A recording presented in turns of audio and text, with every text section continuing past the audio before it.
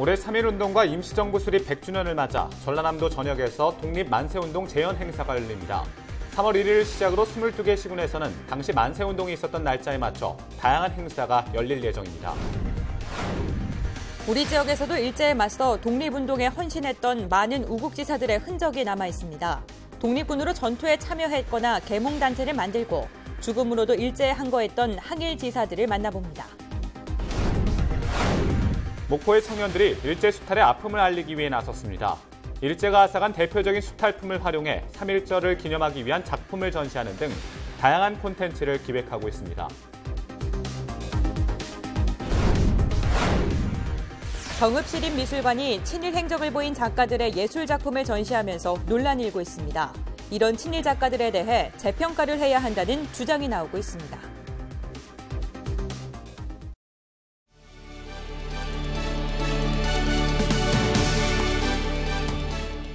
시청자 여러분 안녕하십니까? 헬로티비 뉴스 시작합니다.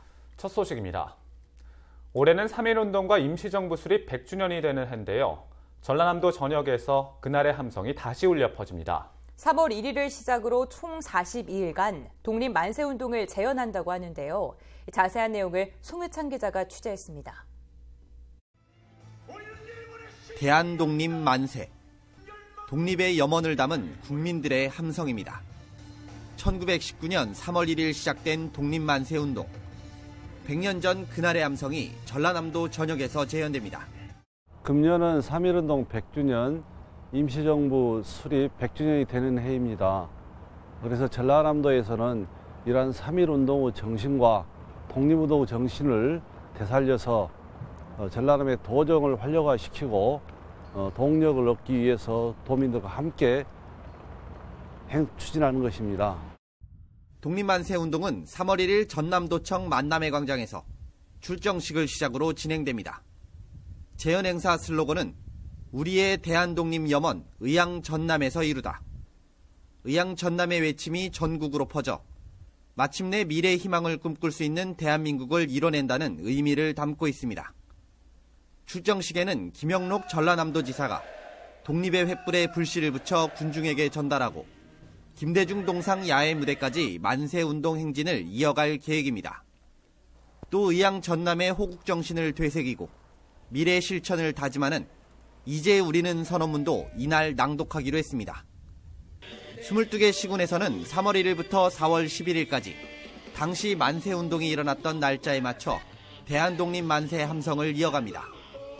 특히 3월 23일 목포에서는 독립의 횃불 전국 릴레이 행사와 연계해 만세운동 재현 행사를 갖고 독립역사의 길 투어와 3.1 만세운동 재현 상황극 등 다채로운 부대 행사가 열립니다. 시군 독립만세운동 재현은 4월 11일 한평에서 마무리될 예정입니다. 독립을 바라는 우리 민족의 만세운동. 100년이 지난 지금 전남 전역에서 울려 퍼지고 있습니다. 헬로티비 뉴스 송유창입니다. 여수에 전국에서 두 번째로 창립된 청년 계몽단체가 있다는 사실 알고 계십니까? 이와 함께 3.1절을 맞아 여수의 유관순이라 불리는 윤영숙 열사도 재조명되고 있는데요. 여수 맛도패 행적과 윤영숙 열사의 발자취를 따라가 봤습니다. 서경 기자입니다. 여수에서 태어나 학업을 이어가다 광주 유학길에 오른 윤영숙 열사. 1919년 3월 1일 광주 수피아여고 3학년에 재학 중이었던 윤 열사는 광주 봉선시장 만세운동을 주도적으로 이끈 인물입니다. 일본 경찰의 무력 진압작전에 따라 오른쪽 눈과 왼쪽 팔을 잃었지만 땅에 떨어진 태극기를 오른손으로 다시 들고 굳건히 만세운동을 이어갔습니다. 팔이 잘려나갔고 그 잘려나간 상황에서도 만세를 이렇게 했다는 아주 대단한 의지가 깊었던 분이신 것 같아요. 3.1운동 이후 유학생들은 모두 퇴학 조치를 당했습니다. 서울과 광주를 비롯해 전국 곳곳의 유학생들이 다시 여수로 돌아오면서 청년 계몽단체 맛도패가 결성됩니다. 맛도패는 주로 글을 모르는 아이들을 교육했는데 오너라 동무들아, 울밑에선 봉선화 같은 음악 교육도 병행하면서 민족 정신을 가르쳤습니다. 주도적으로 활동했던 인물은 회장 김백평과 총무 이상호 등 50여 명. 회원들이 의견을 나누고 야학 수업이 이뤄졌던 청년회관은 여수시 등록문화재로 지정된 상태입니다. 뒤에 명칭이 다시 여수 청년회로 이제 언제 바뀌었는지는 정확하지 않는데 해방 때까지도 맛도배의 정신은 그대로 이어져 왔던 것 같습니다. 전국에서 두 번째로 창립된 청년 계몽단체 맛도회, 그리고 여수의 유관순이라 불리는 윤형숙. 수많은 지역 열사들의 흔적은 여수 지역 곳곳에 고스란히 남아 있습니다. 헬로티비 뉴스 서경입니다. 1910년 일제에 의해 우리나라가 주권을 뺏기자 이에 통분하며 스스로 목숨을 끊은 순국지사가 있습니다. 광양 출신의 애국 시인 매천 황현 선생인데요. 서채리 기자가 황현 선생의 발자취를 따라가 봤습니다. 새짐승 슬피 울고 바다와 산도 시름거리니 무궁화 세상은 다 망하고 말았네. 가을 등불 아래 책 덮고 역사를 돌이켜보니 글 아는 사람 구실 어렵기만 하구나. 조선 후기 문학가이자 우국지사인 매천 황현이 자결하면서 남긴 절명시입니다. 광양 출신의 황현은 2000여 편에 이르는 시를 쓴 시인이자 보고 겪은 역사를 기록으로 엮은 매천야록과 오하기문을 남긴 역사가였습니다. 1910년 8월 나라를 빼앗겼다는 소식을 들은 황현은 주권 침탈의 분노에 자결한 선비가 단 한 명도 없다는 것에 절망했고 절명시 4편을 남기고 음독 자결했습니다. 광양시 본강면에 마련된 매천 황현 생가에는 그의 올곧은 선비 정신이 고스란히 남아 있습니다. 윤곡처럼 자결할 뿐이고 진동처럼 의병을 일으키지 못함이 참으로 부끄럽구나라고 하는 부분에서 매천 선생은 무장투쟁이랄지 그런 직접적인 항일 운동이 아닌 문장으로서 본인의 입지를 밝힌 분이라 하겠습니다. 올해 3.1운동 100주년을 맞아 문화재청이 매천 황현의 절명시와 만해 한용운의 황현친필 추모시를 공개하면서 대중의 관심이 모아지고 있습니다. 전문가들은 황현이 우리나라의 근현대사를 기록한 역사가로서 중요한 비중을 차지한다고 말합니다. 1910년 경술국시 이후에 그 한거의 한 표현으로 저항으로서 순절하신 것이죠. 그래서 현재의 역사가 그렇게 잘못돼가는 것에 대해서 우국지사로서의 어떤 그런 그 성품들이 잘 드러나는 저술들이 아주 많이 남아 있어서 앞으로 우리 지역에서도 그런 점을 이렇게 재조명해야 되지 않을까. 초야에 묻힌 선비였지만 나라의 부조리를 지탄하며 스스로 지식인에 대한 책임을 진 매천 황현. 한겨울 언눈을 뚫고도 피어나는 매화처럼 강직한 그의 절개를 다시 한번 돌아보게 됩니다. 헬로티비 뉴스 서채리입니다. 올해는 3.1운동과 임시정부 수립 100주년이 되는 해입니다. 이를 기념해 전국에서 독립유공자를 기리는 다양한 사업이 진행되고 있는데요. 순천에서도 지역 출신 독립유공자를 조명하는 사업이 활발하게 추진되고 있습니다. 성정환 기자가 보도합니다. 순천 주안면에서 태어난 백강 조경한 선생. 21살의 나이에 만주에서 청년회를 조직해 교포들의 항일정신 고취에 앞장섰습니다. 일제강점기에는 독립군의 일원으로 3년 동안 100여 차례 전투에 참여하기도 했습니다. 광복 이후에는 상해 임시정부 국무위원으로 순천 지역 국회의원으로 활동하면서 많은 업적을 남겼습니다. 하지만 전남에서는 한평 출신 국무위원 일강 김철 선생에 비해 상대적으로 조명받지 못했습니다. 순천시는 독립운동 100주년을 기념해 조경한 선생 생가 복원 사업을 추진합니다. 나라가 없으면은 모든 그 국민의 그 자존심이 없다 그렇게 항상 말씀을 해오셨어요. 백강 할아버지 그 독립 정신에 대해서 또 나라 충성하신 그 정신에 대해서 좀 더 그 가슴속 깊이 새겨했으면 합니다. 순천 승주읍 출신 박항래 의사에 대한 조명도 본격화됩니다. 박항래 의사는 지난 1999년 3.1운동이 전국으로 확산될 때 순천에서 만세운동을 선도한 독립투사입니다. 당시 지금의 남문다리에서 만세운동을 주도했다는 이유로 고문을 받았고 49의 나이로 옥중에서 순국했습니다. 순천시는 올 한 해 동안 조경한 선생과 박항래 의사를 포함한 지역 내 독립유공자 51명을 조명하고 다양한 선양 사업을 추진합니다. 3.1절 100주년 기념 행사를 앞두고 독립선언문을 가져오는 재연을 하려고 합니다. 또 51분의 그 생가터를 찾아서 그분들의 업적을 이렇게 표지석에 써서 앞으로 어떤 호국 정신을 심어주는 그때 호국 벨트로 이렇게 순천시에서는 추진하려고 합니다. 3.1 독립운동과 임시정부 수립 100주년을 맞은 올해 독립유공자를 기억하고 계승하기 위한 사업이 시작되고 있습니다. 지난 100년을 기억하고 새로운 100년을 이끌어가기 위한 시민들의 관심이 필요한 시점입니다. 헬로티비 뉴스 성정환입니다. 3.1운동과 임시정부 수립 100주년을 맞아 목포의 청년들이 일제수탈의 아픔을 알리기 위해 발벗고 나섰습니다. 주민들에게 쌀과 소금을 얻어 근대역사관 금고에 뜻깊은 작품을 전시한 건데요. 개관 이후 한 번도 변화가 없었던 역사관에 전시물을 개편하기 위한 노력이 시작됐습니다. 고정민 기자가 취재했습니다. 태극기를 든 청년 활동가들이 목포 원도심을 찾았습니다. 일제강점기 수탈의 상징인 동양척식 주식회사 인근 주민들에게 쌀과 소금을 얻기 위해서입니다. 쌀이랑 소금이랑 면이 300이라고 해가지고 엄청 수탈당했다면서요. 그게. 그럼. 네, 그래가지고 이제 동네 분들한테 이제 한 컵씩 모아가지고 저기다가 전시하려고. 쌀과 면화, 소금은 일제강점기 당시 일본군들이 조선인들에게 빼앗아 군수물자로 썼던 생필품. 목포의 청년 활동가들은 일제가 앗아간 대표적인 수탈품 3가지를 활용해 3.1절을 기념하기 위한 작품을 전시했습니다. 청년들이 만든 작품은 현재 근대역사관으로 쓰고 있는 동양척식 주식회사 목포지점의 금고 내부에 마련됐습니다. 최근 목포 원도심을 찾고 있는 방문객이 늘고 있는 반면 근대역사관 전시작품에 변화가 없다는 지적이 일면서 목포시가 지역 청년들과 함께 뜻을 모은 겁니다. 제 뒤로 보이는 곳이 근대역사관에 있는 대형 금고입니다. 3.1절을 맞아 청년들이 작품 전시를 위한 준비 작업에 분주한 모습입니다. 금고 내부에 들어서면 수탈품을 활용한 오브제 형태의 작품과 일제 수탈의 흔적을 엿볼 수 있는 영상 콘텐츠를 만나볼 수 있습니다.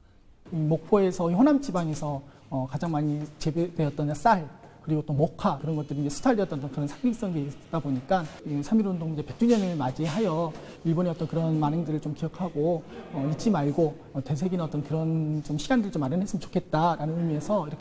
민족의 뼈아픈 역사가 남아있는 목포 원도심의 근대역사 문화공간. 목포시는 청년작품 전시와 영상 콘텐츠 상영을 시작으로 근대역사관의 전시작품들을 대폭 개편하기로 했습니다. 헬로티비 뉴스 고정민입니다. 올해 3.1운동 100주년을 맞으면서 독립운동에 대한 순국 선열들의 노력을 되새겨야 할 중요한 시기입니다. 그런데 정읍시립미술관이 친일 행적을 보인 작가들의 예술작품을 전시하면서 논란이 일고 있습니다. 이런 친일 작가들에 대해 재평가를 해야 한다는 주장이 나오고 있는데요. 우리가 미처 몰랐던 친일 예술가 논란에 대해 이진철 기자가 보도합니다. 우리가 하루에도 여러 번 사용하는 만원권 지폐. 이 지폐 안에는 우리 역사의 아픈 사실이 숨겨져 있습니다. 어렵죠. 그 김기창이라는 그 작가분께서 그리셨는데 혹시 이름은 들어보셨어요? 김기창. 사람들이 이제 그린 사람에 대해서는 잘 모르잖아요. 저도 방금 듣고 안 건데 그린 사람이 또 친일 쪽에 일을 했다는 거에 대해서는 굉장히 좀 충격적이고 저는 모르겠습니다. 좀 그렇게 좋게는 느껴지지 않는 것 같아요. 네. 빨리 바꿔야 될 것 같네요. 왜냐면 우리나라 돈인데 친일이 그런 사람이 쓴 그림이 있는 돈을 쓰면 좀 한국 지폐인데 뭔가 한국 지폐가 아닌 느낌이 드네요. 그림을 바꿔야 되지 않을까요? 왜요? 일단 친일파가 그린 거니까. 이 만원권 지폐 안에 담긴 우리가 미처 알지 못한 역사적 사실처럼 우리가 일상생활 속에서 그냥 지나치고 넘어가는 역사적 진실들이 아주 많이 있습니다. 최근 정읍시립미술관에서는 우리나라 근현대 예술가들의 작품을 전시하고 있습니다. 전시되고 있는 작품 가운데 친일 행적이 드러난 작가의 작품이 있어 논란이 되고 있습니다. 일제강점기 군국주의 찬양 작품을 출품했던 김기창 선생의 농악부터 3.1 문화상을 받았지만 친일 행각이 발각되어 친일 인명사전에 등재된 김은호의 승모까지 전시되어 있습니다. 김기창과 김은호와 같이 최근 들어 유명한 작가들의 친일 행각이 밝혀지고 있는 가운데 친일 행각을 벌인 예술가들의 작품에 대해서 철거가 이루어지는 등 재평가를 해야 한다는 주장이 나오고 있습니다. 정읍 씨가 시민단체와 함께 우리 지역에 어떤 친일파 관련된 것들이 있는지 파악해서 시급히 개선해 나갔으면 좋겠습니다. 역사를 잊은 민족에게 미래가 없다라고 말한 독립운동가 신채호 선생의 말처럼 3.1운동 100주년을 맞은 지금 우리 역사 바로 알아가기에 힘써야 할 때입니다. 헬로티비 뉴스 이진철입니다. 1910년 우리는 나라를 잃었습니다. 그리고 지금으로부터 100년 전 1919년 3월 1일 전국 방방곡곡 만세를 외치며 우리 선조들은 독립을 선언했습니다. 우리는 이제 우리 조선이 독립국임과 조선인이 자주민임을 선언한다. 3.1운동의 열기는 해외까지 퍼지면서 만주, 연해주, 미국과 일본 등 다양한 나라에서 만세 시위에 동참했습니다. 그리고 1919년 4월 11일 중국 상해엔 대한민국 임시정부가 수립됐습니다. 대한민국은 민주공화제로 함.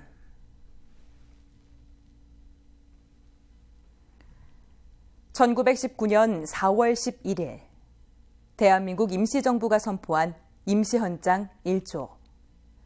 이 단 12글자에 함축된 역사적인 의미. 그리고 100년의 시간이 흘러 대한민국은 2019년을 맞이했습니다. 우리는 앞으로 어떻게 살아가야 하고 어디로 가야 할 것인지를 끊임없는 고민을 해야 합니다. 아직도 문제가 되고 있는 친일 잔재 청산, 역사 교과서 왜곡된 역사 바로잡기 등 해결해야 할 과제들은 많이 남아 있습니다. 100년의 시간이 흘렀지만 아직도 달라진 것은 하나도 없습니다. 하지만 100년 전 3월 1일, 이 땅에서 대한민국 만세를 외친 함성의 의미를 되새기며 태극기가 그려진 물건을 구매하는 것만으로도, 그냥 크게 만세를 외치는 것만으로도 애국하는 기분이 드는 하루입니다. 이 하루가 단지 오늘만으로 끝나지는 않길 바랍니다. 지금까지 앵커 브리핑이었습니다.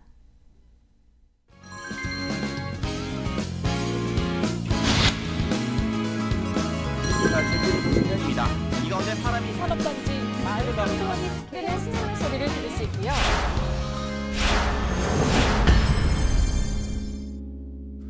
지난해 자신의 차 안에서 숨진 채 발견된 전남문화관광재단 소속 직원이 2억여 원을 횡령한 것으로 드러났습니다.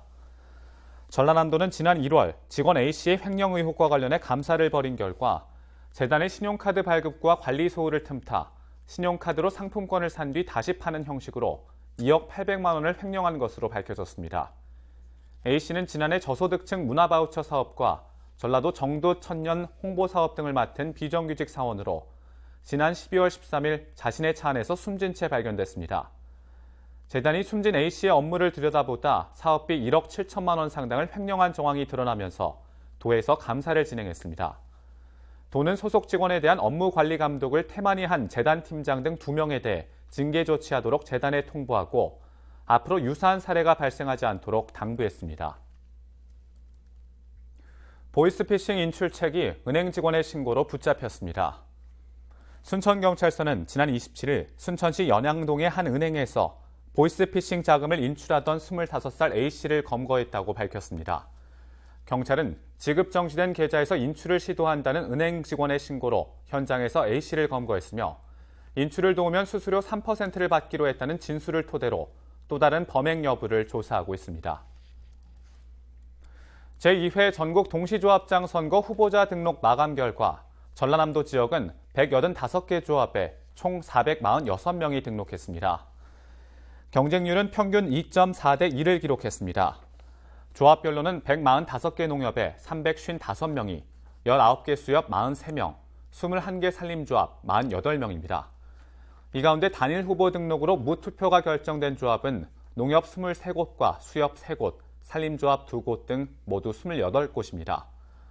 연령별로는 60대 이하가 200명, 70대 이하 225명, 70세 이상이 20명이고 현직 조합장은 64명이 후보 등록을 했습니다. 각 후보자의 정보는 중앙선관위 홈페이지에서 확인할 수 있습니다. 우리 지역의 이슈 콕 짚어봅니다. 헬로 이슈 토크. 지역의 현안을 시시각각 다뤄보는 헬로 이슈 토크 시간입니다. 전남의 지역 경제는 다른 지역보다 좋지 않다고들 얘기합니다. 영세 자영업자와 소상공인을 위한 많은 대책이 쏟아지고는 있지만 여전히 제자리 걸음인데요. 소상공인을 살리는 게 지역 경제 활성화의 지름길인 만큼 이에 대한 과제와 방안을 지금부터 짚어보겠습니다.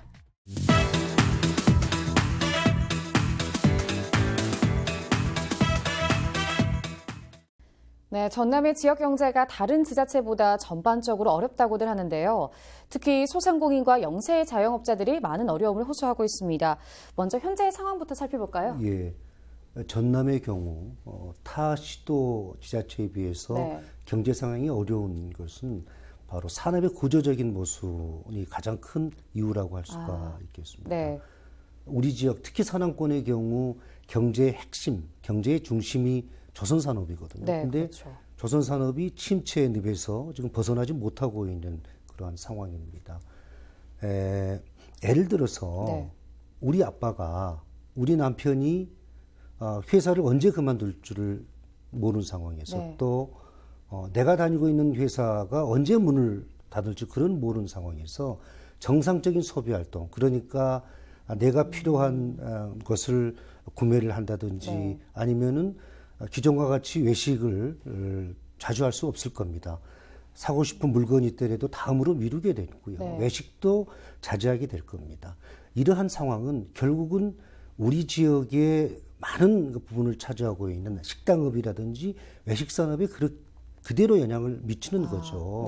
그렇게 되면은 우리 지역 경제 발전에 저해연으로 작용할 수밖에 없는 거죠. 또 그 이외에 상대적으로 낮은 그런 부가가치를 가지고 있는 농수산 산업 비중의 높은 비중, 또 인구 감소, 또 수산자원의 고갈, 뭐 이러한 여러 가지 요인이 현재 우리 지역의 경제 상황이 좋지 않은 그런 방향으로 나아가는 중요한 요소라고 할 수가 있겠습니다. 그런데 중요한 것은요, 현재 이러한 상황이 내일 당장 1년 후에 좋아질 수 있는 그런 희망이 보이지 않는다는 겁니다.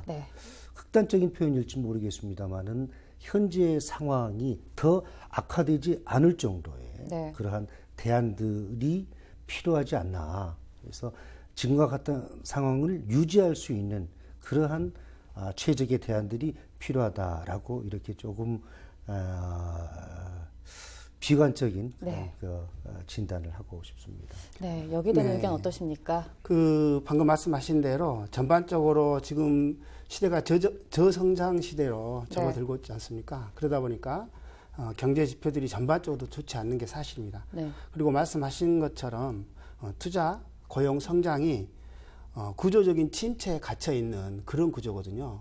특히 전남의 경우는 올해 1월 통계를 보더라도 전남 지역 수출이 26억 9천만 달러입니다. 작년 1월에는 33억 7천만 달러였거든요. 작년에 비해서 올해 1월 수출 상황만 보면은 10.3%나 줄었습니다. 이 정도로 경제가 지금 침체가 되어 있는 것이고, 그 원인은 방금 우리 교수님께서 말씀하셨던 것처럼 다양한 원인들이 있습니다.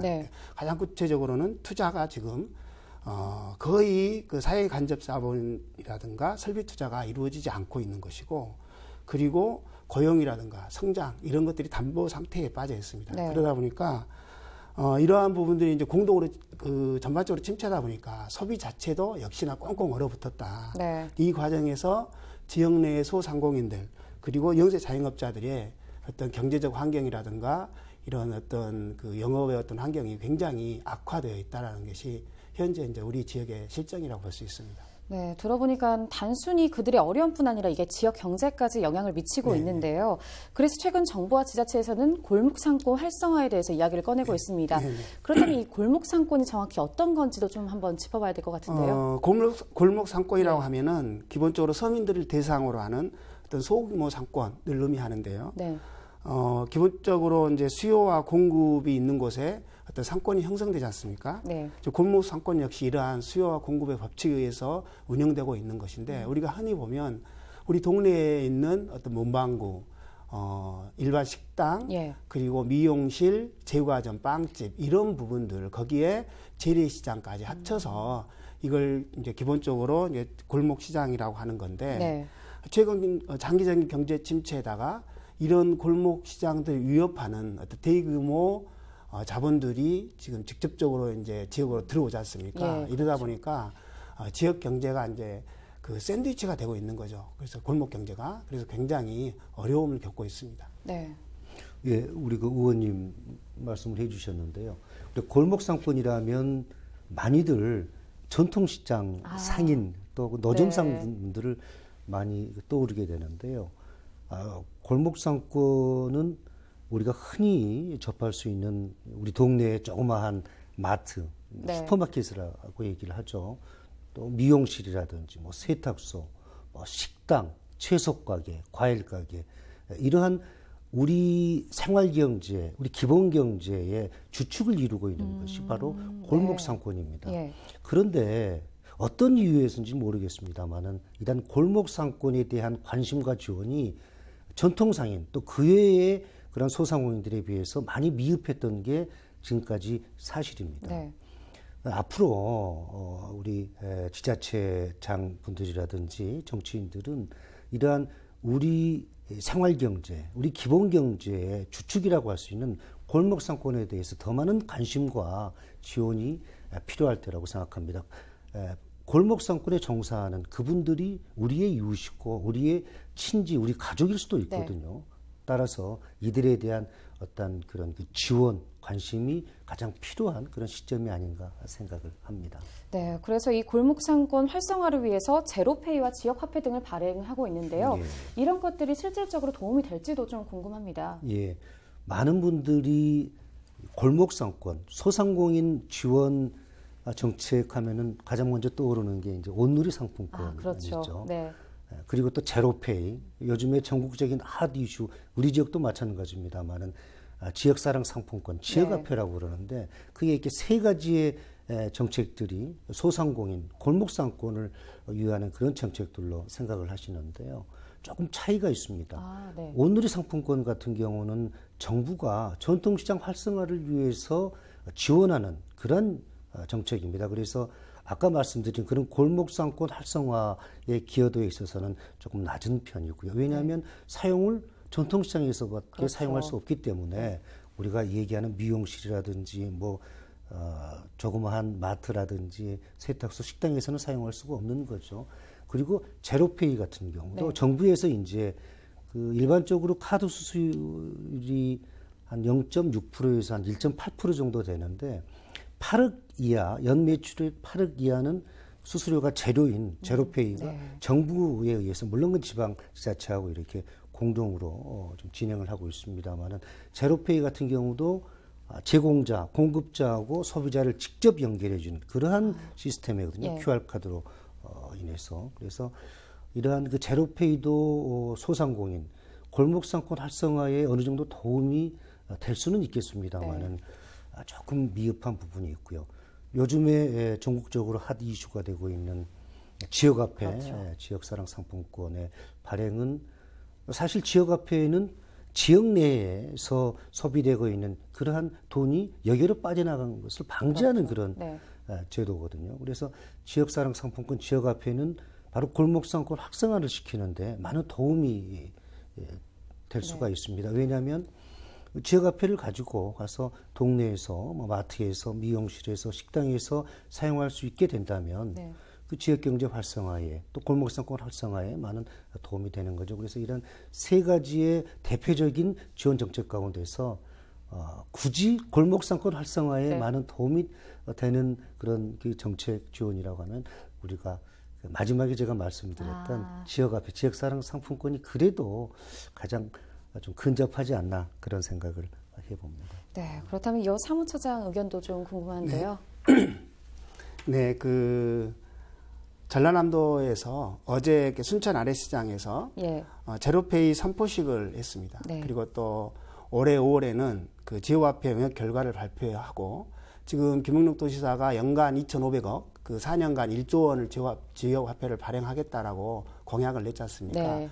여기에 대해서 지금 영역에 들어가는데 5월에 아마 구체적인 방안들이 나올 겁니다. 그리고 말씀하셨던 것처럼 온누리 상품권이라든가 지자체에서 발행하는 지역사랑 상품권 이런 다양한 지금 노력들을 하고 있는 건 사실입니다. 그런데 이러한 노력들이 제대로 된 성과를 올릴 수 있을지 아직은 미지수다라고 저는 좀 보고 있고요. 예. 왜냐하면 현재 이것들이 뭐 제로페이라고 하는 것은 전남에서 이제 이번에 이제 시작하려고 하고 있고 네.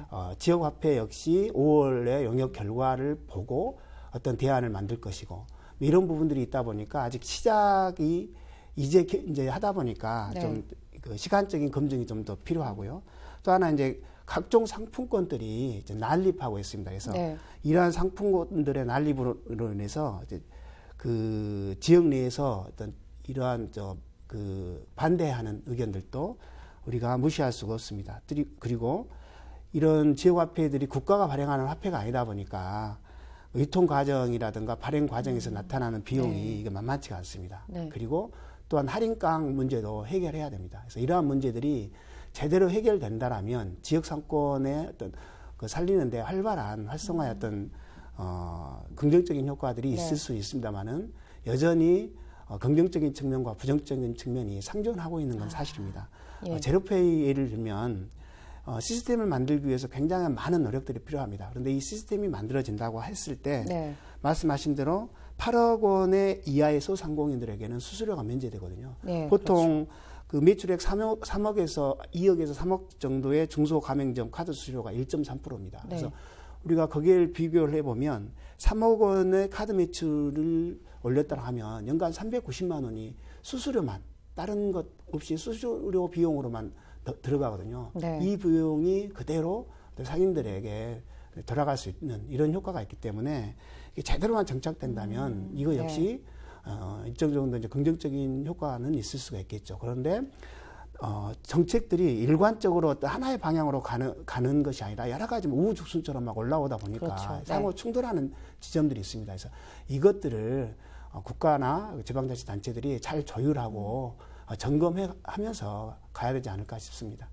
네, 이렇게 골목 상권을 위해서 또 지자체마다 다양한 정책을 추진하는 걸로 알고 있는데요. 대표적으로 또 어떤 게 있는지 한번 살펴볼까요? 지금까지 했던 것처럼 그 전라남도는 소상공인과 자영업 관련 예산, 특히 이제 2019년도에 올해 예산은 작년에 180억 원에서 310억 원으로 130억 원 이상 늘렸습니다. 네.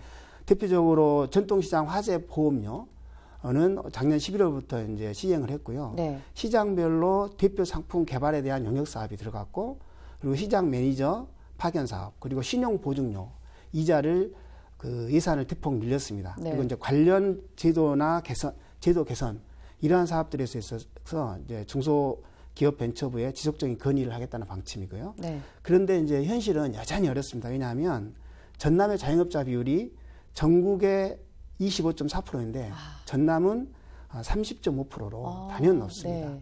이러한 자영업자들의 인식하는 경제적인 온도는 굉장히 차갑고요. 실제로 전남 지역의 개인사업체 연평균 영업이익이 2,470만 원입니다. 한 달 따지면 200만 원도 안 되는 거죠. 네. 업종별로 보면은 개인사업체 제조업 개인사업체 이익률이 전국 평균의 57.5%밖에 안 되고 네. 그리고 지역 내 자영업자의 주종을 이루고 있는 숙박, 음식, 도소매업 관련 경우에서도 89.5% 내지는 84% 정도의 그 전국 평균에 미치고 있습니다. 네. 그러다 보니까 자영업자들의 생존율이 낮고 폐업률이 높은 이러한 어떤 그 악순환이 되풀이되고 있는 현재 상황입니다. 그래서 네. 이를 해결하기 위해서 전남 지역의 이제 소상공인들 그리고 자영업자 대표들이 이제 그 영세 자영업자들의 신용 보증 확대라든가 그리고 전통시장 현대화에 있어서 지역에 맞게 자부담 비율을 차등하게 부담해달라 이러한 다양한 요구들을 지금 하고 있는 것입니다. 네. 예. 목포시의 경우 소상공인과 자영업자를 위한 여러 가지 다양한 정책들을 좀 시행을 하고 있습니다. 네. 뭐 일자리 안정자금이라든지 사회보험 가입에 대한 지원 그리고 카드 수수료 인하, 뭐 자영업자 개폐비 지원은 다양한 그런 지원 사업을 지금 하고 있고요. 네. 중요한 것은 개인 사업자를 중심으로 해서 소상공인을 분류하는데 이거를 좀 세분화시켰으면 좋겠다. 핵심적인 네. 부분이라고 할 수가 있는데요. 아무리 개인 사업자라고 할지라도요. 대부분 잘 알고 계시겠지만 웬만한 아파트 단지의 그 주위에 대부분 중형마트 한두 개는 다 지금 그렇죠. 입점해 있습니다. 최근에는 골목상권을 위협할 정도로 각 요소에 지금 중형마트가 지금 입점해 있거든요. 중형마트 같은 경우 뭐 연 매출 50억에서 100억이 넘는 그런 곳이 많습니다. 그런데 개인 사업자라는 그 이유 때문에 소상공인 지원 혜택을 받고 있는 그런 상황이거든요. 그렇게 된다면 형평성 원칙에 의해서 정말로 소상공인, 영세 자영업자들이 혜택을 받을 수 있는 그러한 것을 같이 누리기 때문에 정말로 필요한, 정말 영세성을 면치 못하는 경쟁력이 취약한 그런 영세 자영업자들 지원에 필요한 여러 가지 그런 혜택, 그런 부분, 유용 부분들이 그런 그 대규모의 그 매출을 발생하고 있는 중형마트까지도 이렇게 적용이 되기 때문에 이러한 부분은 좀 우리가 조례 제정을 통해서 좀 정상적으로 해야 되겠다. 정상적으로 좀 제도를 마련해야 되겠다. 이런 생각을 가지고 있습니다. 그리고 그 골목상권 활성화 얘기를 하는데요. 현재 전라남도의 소상공인 전체가 한 13만 2천여 개 업체입니다. 그중에서 간이사업자, 우리가 영세 자영업자라고 그러는데 한 6만 1,000곳이거든요. 45.9% 정도 지금 비율이고요. 목포시의 경우는 2016년 기준으로 해서 2만 900곳 가운데서 자영업체가 17,400곳, 전체 사업자 중 83.6%가 자영업에 종사합니다. 이만큼 자영업은 우리 지역 경제의 버팀목 역할을 하고 있습니다. 이들의 부활이 곧 지역 경제 활성화에 초석이 될 수 있다는 그런 의미에서 골목상권의 부활은 곧 지역 경제 활성화하고 밀접한 관계가 있고요. 매우 중요한 영향을 미치기 때문에 이러한 자영업자의 지원, 소상공인의 지원은 우리 지역의 경제 발전을 위해서 매우 중요하다라고 이렇게 말씀드릴 수가 있겠습니다. 네, 그렇다면 끝으로 이 자영업자들이 실제로 체감할 수 있는 골목상권 살리기 방안이 있으면 짧게 한 말씀 전해주시죠. 네, 이제 저 방금 말씀드렸던 것처럼 어떤 그런 부분에서 국가나 지방자치가 개입이 필요한데요. 중요한 건 우리나라 그 자영업자 비율이 너무나 높습니다. 24.5%거든요. OECD 평균이 2017년 기준으로 15.9%였습니다. 그런데 너무 높아요. 그래서 이러한 자영업자 비율을 낮출 필요가 있습니다. 물론 이걸 인위적으로 낮출 수는 없는 건데 다만 최소한 자영업자들이 늘리는 여러 가지 정책적 오류를 개선하는 작업은 필요하다. 그리고 자영업자들의 목소리를 충분히 반영할 수 있는 어떤 정치적인 공간들을 만들어줘야 된다. 저는 그렇게 생각합니다. 예, 제가 서두에서 말씀드렸었던 우리 지역의 그 어려운 경제 상황의 주요 요인들 하나씩 한번 살펴보도록 하겠습니다. 조선 산업의 침체, 우리가 인위적으로 도지사님이나 시장 군수님이 어떻게 할 수 없는 상황이거든요. 또 수산자원의 고갈, 수산산업의 침체, 이것도 우리 힘으로 극복할 수 없는 상황입니다. 인구 감소도 마찬가지고요. 변변찮은 대기업 하나 없는 그런 상황에서 대기업을 우리가 인위적으로 유치할 수도 없는 상황입니다. 또 국내 경기의 침체, 또 자영업자의 위기, 이런 여러 가지 그런 요인 가운데서 우리의 힘으로 극복할 수 있는 것이 있다면 바로 자영업자의 지원에 의한 위기 극복, 이 부분일 겁니다. 이러한 여러 가지 위험 요인 가운데서 우리의 노력에 의해서 극복할 수 있는 부분이 바로 자영업자의 위기를 극복시켜주는, 자영업자 취재를 극복시켜주는 건데요. 사실 우리 지역 경제가 위기에서 벗어나려면 바로 자영업자들의 지원에 의한 바닥경제 활성화입니다. 네. 여기에서 중요한 것은 어떤 그들을 위한 시스템적인 부분, 제도적인 부분보다는 실질적으로 필요한 현실적인 지원이라고 생각을 하거든요. 예를 들어서 각종 세금, 세제 혜택, 그리고 지난 여름에 다 경험을 하셨을 거예요. 조그만 식당들, 소규모 식당들 가면은 손님이 안 계실 때는 에어컨을 네. 끄고 손님이 이제 들어오시게 되면 에어컨을 끄는데 그 값비싼 전기 요금 때문에 그런 거거든요. 전기료 인하 많은 그 지자체의 장분들이 어떤 그 선거표 의식을 해서 복지에 신경을 많이 쓰는 되는데요.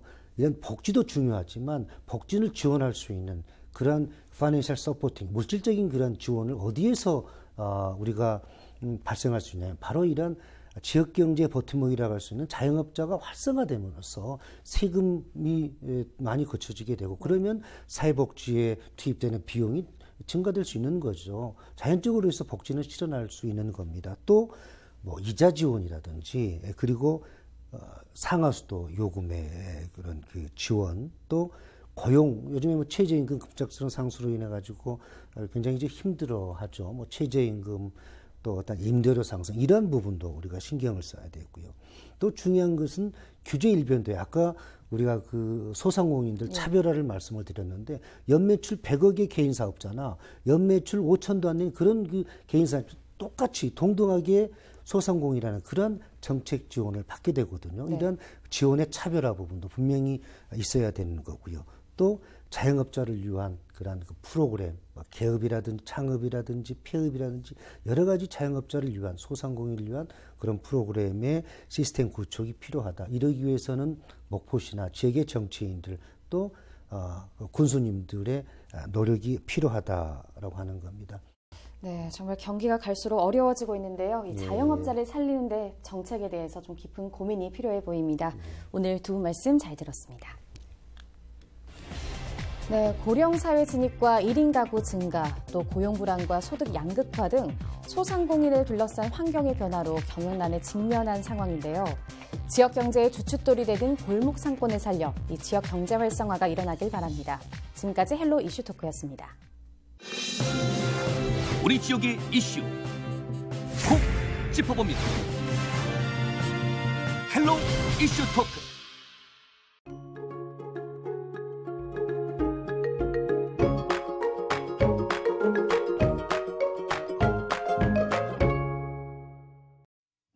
미세먼지가 연일 말썽입니다. 중국발 스모그가 유입되고 대기 정체까지 이어지면서 오염된 공기는 계속 쌓일 것으로 보이는데요. 미세먼지 농도 매우 나쁨 수준까지 올라가겠습니다. 주간 날씨입니다. 날은 봄에 가까워졌지만 포근한 만큼 먼지도 기승을 부리겠습니다. 당분간 공기의 질은 계속 좋지 못하겠습니다. 주말에는 비 소식이 들어있습니다. 바다 날씨입니다. 남해 서부 먼바다를 중심으로 바람이 강하고 물결이 높겠습니다. 항해나 조업하는 선박은 참고하시기 바랍니다. 생활 날씨입니다. 미세먼지가 극성을 부릴 때에는 물을 최대한 자주 마시고요. 외출하실 땐 마스크를 꼭 착용하시는 게 좋습니다. 날씨 전해드렸습니다.